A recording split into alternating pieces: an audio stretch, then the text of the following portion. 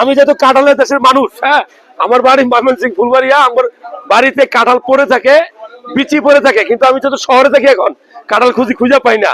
কাঁঠাল নরমালি কেউ শক্ত কাঁঠাল পছন্দ করে, কেউ আবার নরমটা, আমার নরমটা পছন্দ, ঠিক আছে।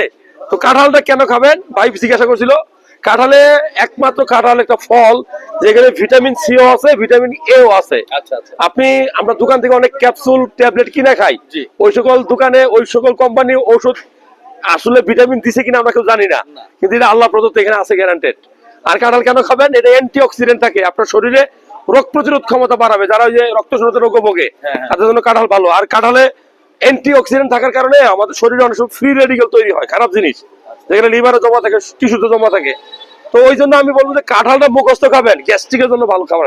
পায়খানা যাদের কষা, তাদের পায়খানা কিন্তু নরম করবে, এটা ফাইবার আছে, প্রচুর আঁশ আছে। সো শুধু কাঁঠাল খাইয়েন না, আমারও অনেকে আছে কাঁঠাল খায়, কাঁঠালে বিচিটা ফেলে দেয়। আমি মনে করবো যে আপনি আসল জিনিসটা ফেলে দিলেন, বিচিটা খাবেন। বিচিটাতে প্রচুর পুষ্টি থাকে, প্রোটিন, মানে আপনার আয়রন থাকে, ওইখানেও ফাইবার থাকে।